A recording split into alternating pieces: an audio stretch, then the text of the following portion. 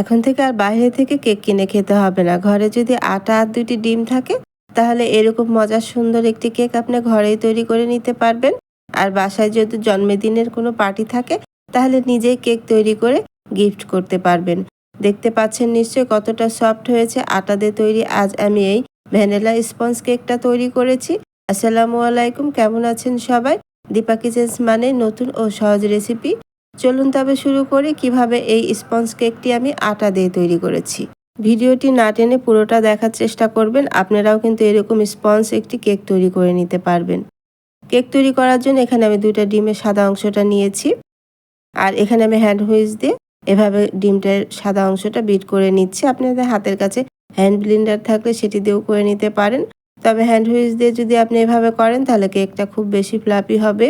হাত দিয়ে এভাবে ব্লেন্ড করে নিলে কিন্তু খুব বেশি স্মুথ হয়, আর হ্যান্ড ব্লেন্ডারে যদি আপনি করবেন তাহলে তখন কিন্তু একটু বাবল ক্রিয়েট হবে। আর এখানে 10 থেকে 15 মিনিটের মধ্যে কিন্তু এই ডিমের ম্যারাংটি তৈরি হয়ে যায়।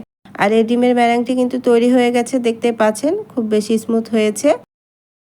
আর একটু সময় নিয়ে করলে কিন্তু খুব বেশি স্মুথ হয়ে যায়। আর এখানে আমি চিনি দিয়ে দিচ্ছি, এখানে হাফ কাপের মতো আমি চিনি দিচ্ছি। আর আমি চিনিটা কিন্তু একবারে দিচ্ছি না, চিনিটা একবারে দিতে যাবেন না, অল্প অল্প চিনি দিয়ে এভাবে আমি বিট করে নিয়েছি। দেখতে পাচ্ছেন কত সুন্দর স্মুথ একটা ম্যারাং তৈরি হয়ে গেছে ডিমের। আর এভাবে যদি আপনি হাত দিয়ে একটু সময় নিয়ে বিট করেন তাহলে কিন্তু ডিমের ম্যারাংটি খুব বেশি পারফেক্ট হবে। ডিমের ম্যারাংটি কিন্তু তৈরি হয়ে গেছে, দেখে বোঝার উপায় দেখতে পাচ্ছেন যে এরকম করে ঘুরিয়ে দিলে একটি দাগ তৈরি হচ্ছে, তার মানে এই ডিমের ম্যারাংটি কিন্তু তৈরি হয়ে গেছে। এই ডিমের ফোমটি কিন্তু পারফেক্ট একটি কেক তৈরি করার জন্য। এখন আমি ডিমের হলুদ অংশটা কুসুমটা এখানে দিয়ে দিচ্ছি। আগে যদি আপনি ডিমের কুসুম দেন তাহলে কিন্তু এই ডিমের ম্যারাংটি তৈরি করা যাবে না। আর এখানে আমি হাফ কাপের মতো তেল দিয়েছি, যেই কাপ দিয়ে মেপে আমি চিনি দিয়েছি সেই কাপ দিয়ে মেপে আমি তেল দিয়ে দিলাম। এখানে যদি পরিমাণটা আপনারা ঠিক রাখেন তাহলে কিন্তু পারফেক্ট চুলাতেই কিন্তু স্পঞ্জ কেকটি আপনি তৈরি করে নিতে পারবেন, মাইক্রো ওভেনের কোনোই প্রয়োজন নেই। এখন আগে থেকে যে আমি ডিমের কুসুমটা আলাদা করে রেখেছিলাম সেটা এখানে দিয়ে দিয়েছি। আর ডিমের কুসুমটা দিয়ে খুব বেশি নাড়াচাড়া করা যাবে না, আলতো হাতে কিন্তু একটু ডিমের কুসুমটা মিশিয়ে নিতে হবে। ডিমের কুসুমটা মিশিয়ে নিয়েছি, এখন এখানে আমি 1 টেবিল চামচের মতো ভ্যানিলা এসেন্স দিচ্ছি। আপনি চাইলে এটি স্কিপ করতে পারেন, ডিমের একটা কাঁচা গন্ধ আছে, সেজন্য এখানে আমি ভ্যানিলা এসেন্স দিচ্ছি, যেহেতু আমি এটা ভ্যানিলা কেক তৈরি করছি। এখন এখানে আমি হাফ কাপ আটা নিয়েছি, আটাটা আমি 3 বারে চেলে চেলে দিচ্ছি। আর এখানে চিমটি পরিমাণ লবণ দিয়েছি, আর 1 টেবিল চামচের মতো বেকিং পাউডার দিয়েছি। আমি এখানে বেকিং পাউডার দিয়েছি, আমি এখানে বেকিং সোডাটা ব্যবহার করিনি। আর অল্প অল্প করে চেলে আমি মিশিয়ে নিচ্ছি ডিমের ফোমের সাথে। আর এভাবে হ্যান্ড উইচ দিয়ে এভাবে মিশিয়ে নেবেন, আর আস্তে আস্তে মিশিয়ে নেবেন। আমি ভিডিওটা একটু ফাস্ট করে দিয়েছি। আস্তে আস্তে মিশিয়ে নিলে কিন্তু ডিমের ফোমটা নষ্ট হবে না, আর এরকম ফ্লাফি থাকবে কেকটা। আর যদি ডিমের ফোমটা নষ্ট হয়ে যায় তাহলে কেকটা কিন্তু কোনোভাবেই ফ্লাফি হবে না। আর আটা দিয়ে তৈরি কিন্তু ঘরে চুলার মধ্যে কিন্তু গ্যাসের চুলাতেই খুব সুন্দর ফ্লাফি কেক তৈরি করা যায়। আমি যেভাবে পরিমাপগুলো দেখিয়েছি সেভাবে যদি আপনি তৈরি করেন আপনাদেরও আশা করছি ফ্লাফি কেক তৈরি হয়ে যাবে। যারা আমার ইউটিউব চ্যানেলটি এখনও সাবস্ক্রাইব করেনি তারা আমার ইউটিউব চ্যানেলটি সাবস্ক্রাইব করে দিতে পারেন ও একটি লাইক কমেন্ট শেয়ার করে দেবেন নতুন নতুন সহজ রেসিপি দেখার জন্য। কেক তৈরি করার জন্য কিন্তু ব্যাটারটা একবারে তৈরি হয়ে গেছে। ব্যাটারের ঘনত্বটা ঠিক এরকম হতে হবে, খুব বেশি আঠালো হওয়া যাবে না, আবার খুব বেশি পাতলাও হওয়া যাবে না। এখন কিন্তু আমি কেক তৈরি করে নেব। কেক তৈরি করার জন্য পারফেক্ট একটি ব্যাটার কিন্তু তৈরি হয়ে গেছে। আমি এখানে একটি কেকের মোল্ড নিয়ে নিয়েছি, এখানে লাভ শেপের একটি কেকের মোল্ড নিয়েছি। আপনি চাইলে কিন্তু স্টিলের বাটিতেও এই কেকগুলো বেক করে নিতে পারেন। আর নিচে আমি তেল ব্রাশ করে নিয়েছি বাটির নিচে, আর একটি বাটার পেপার বিছিয়ে দিয়েছি। এখন আমি কেকের ব্যাটারটা দিয়ে দিচ্ছি, দেখতে পাচ্ছেন কেকের ব্যাটারটা কিন্তু ঠিক এইরকমই হতে হবে। এখন আমি একটু ঝাঁকিয়ে নিচ্ছি যাতে ভিতরে যদি কোনো বাবল থাকে তাহলে কিন্তু সেটা আর থাকবে না। এভাবে একটু ঝাঁকিয়ে নেবেন। আমি একটি কাঠি দিয়ে নাড়িয়ে দিচ্ছি, তাহলে আর ভিতরে কোনো বাবল থাকবে না।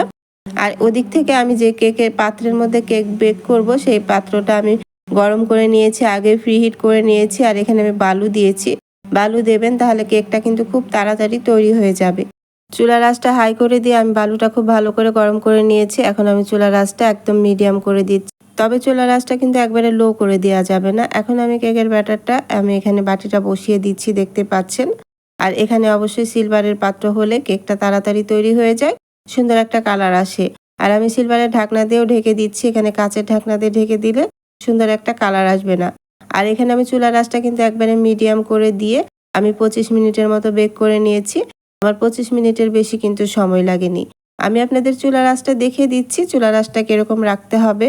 কারো কারো চুলার আঁচটা কিন্তু কমিয়ে দিলে একবারে ভিতরের গোল হয়ে বাতিটা জ্বলে, কিন্তু সেরকম করা যাবে না, এইরকম করে মিডিয়াম লো করে দিতে হবে।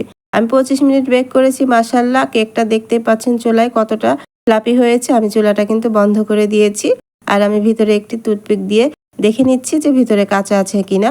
কেকটা কিন্তু একদম 25 মিনিটের মধ্যেই তৈরি হয়ে গেছে, দেখতেই পাচ্ছেন যে কোনো রকম কাঁচা নেই। আর এখন আমি কেকটা অবশ্যই গরম পাত্র থেকে নামিয়ে নেবেন, তাছাড়া কিন্তু কেকের বাটিটা ঘেমে যায়, তখন কিন্তু কেকটা চুপসে যায়।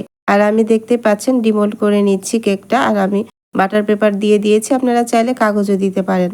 যখন আপনি কেকের বাটিতে তেল ব্রাশ করবেন তখন খেয়াল রাখবেন সাইডে যেন লেগে না যায়। আমার কেকের বাটির সাইডে তেলটা লেগে গেছিল, সেজন্য কিছুটা লেগে গেছে, আর কেকটা কিন্তু কিছুটা চুপসে যায়, সেজন্য এদিকে খেয়াল রাখবেন। আর আপনারা এখানে আমি বাটার পেপার দিয়েছি, আপনারা এখানে কাগজও দিতে পারেন, খাতার কাগজটাও দিতে পারেন। আর কেকটা যে কতটা ফ্লাপি হয়েছে দেখে নিশ্চয়ই বুঝতে পারছেন। ঘরে যদি আটা আর ডিম থাকে তাহলে কেন বাজার থেকে চড়া দামে কেক কিনে খেতে হবে। আর কতটা সফট হয়েছে দেখতেই পাচ্ছেন। যে কোনো ফ্লেভারের কিন্তু স্পঞ্জ কেক আপনি আটা দিয়ে ঘরেই তৈরি করে নিতে পারেন। আমি ভ্যানিলা স্পঞ্জ কেক তৈরি করেছি, আপনারা যে কোনো ফ্লেভারের কিন্তু কেকটা তৈরি করে নিতে পারেন। আমি আপনাদের কেটে দেখাচ্ছি যে কতটা ফ্লাপি হয়েছে এই কেকটি। গ্যাসের চুলায় তৈরি আটা দিয়ে এত স্পঞ্জ কেক তৈরি হয়েছে যে আমার কাটতে কতটা সমস্যা হচ্ছে, দেখতে পাচ্ছেন যে কতটা সফট হয়েছে আর কতটা তুলতুলে হয়েছে আর কতটা খেতে যে মজা হয়েছে। ঘরে কিন্তু তৈরি করে নিতে পারেন। দীপা কিচেন্স মানে কিন্তু সহজ রেসিপি। চাইলে কিন্তু আমার ফেসবুক পেজটিও ফলো দিয়ে রাখতে পারেন নতুন নতুন সহজ রেসিপি দেখার জন্য। আজকের এই কেকটি কিন্তু আমি গিফট করব, আপনাদেরকে সহজভাবে দেখানোর চেষ্টা করেছি। আপনারাও কিন্তু যে কোনো জন্মদিনে এরকম ঘরে কেক তৈরি করে গিফট করে নিতে পারেন। অনেক স্বাস্থ্যসম্মত আর অনেক ফ্রেশ, বাসায় কিন্তু অনেক টেস্টি এই কেকগুলো তৈরি করে নেওয়া যায়। দেখতেই পাচ্ছেন যে কতটা সফট হয়েছে আর কালারটা কতটা সুন্দর এসেছে। মাইক্রো ওভেনের কালারের মতোই কিন্তু এই কালারটা এসেছে চুলায় তৈরি কেকটি। এখন আমি কেকটি ডেকোরেশন করে আপনাদের দেখিয়ে দিচ্ছি যে কত সুন্দর এই কেকটি তৈরি হয়েছে। বাসায় কিন্তু চাইলে আপনি এরকম করে ডেকোরেশন করে কেকটি তৈরি করে যে কোনো বার্থডে পার্টিতে গিফট করতে পারেন। অনেকটাই কিন্তু স্বাস্থ্যসম্মত। আশা করছি আজকে আমার এই কেকের রেসিপিটি আপনাদের ভালো লেগেছে। আর আজকের এই টিপসগুলো ফলো করে যদি আপনারা কেক তৈরি করেন, আশা করছি আপনারাও এরকম করে কেক তৈরি করতে পারবেন। আজকের এই কেকের রেসিপিটি যদি আপনাদের ভালো লেগে থাকে তাহলে আমার অবশ্যই ইউটিউব চ্যানেলটি সাবস্ক্রাইব করে দেবেন। আর যারা ফেসবুক পেজ থেকে দেখছেন তারা অবশ্যই আমার ফেসবুক পেজটি ফলো দিয়ে রাখবেন। একটি লাইক, কমেন্ট, শেয়ার করে দেবেন। আজ বিদায় নিয়ে নিচ্ছি, চলে আসবো আবার অন্য কোনো নতুন সহজ রেসিপি নিয়ে। ভালো থাকবেন সবাই। আল্লাহ হাফিজ।